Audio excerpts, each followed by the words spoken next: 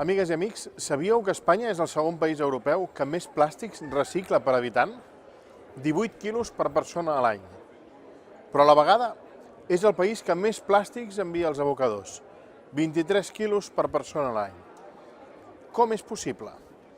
Un estudi recent de Plastics Europe assenyala que el 54% dels plàstics es recicla, però que el 46% restant acaba, en el millor dels casos, malbaratant-se als abocadors. Aquest 46% representa més d'1 milió de tones que tenen un valor de 1.500 milions d'euros.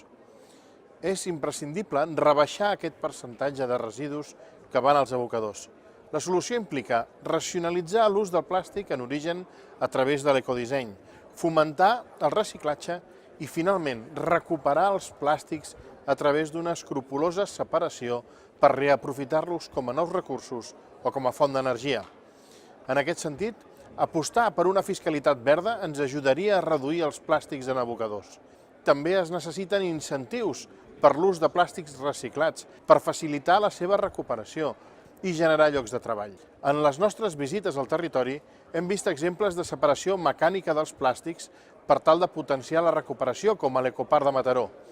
Així mateix, grans empreses com BASF ja estan apostant per la producció de bioplàstics per acabar amb el problema d'arrel. Des de les institucions europees estem treballant en una estratègia sobre la gestió dels plàstics en què s'estableix que tots els envasos seran reciclables l'any 2030, que es reduirà el consum de plàstics d'un sol ús i es restringirà l'ús deliberat de microplàstics. El paquet legislatiu d'economia circular ja estableix que l'any 2035 el percentatge total de residus que vagin als abocadors ha de ser del 10%. El territori ja hi està treballant, les institucions europees també. Cal que els estats actuïn i facilitin aquesta transició cap a una economia sostenible i circular.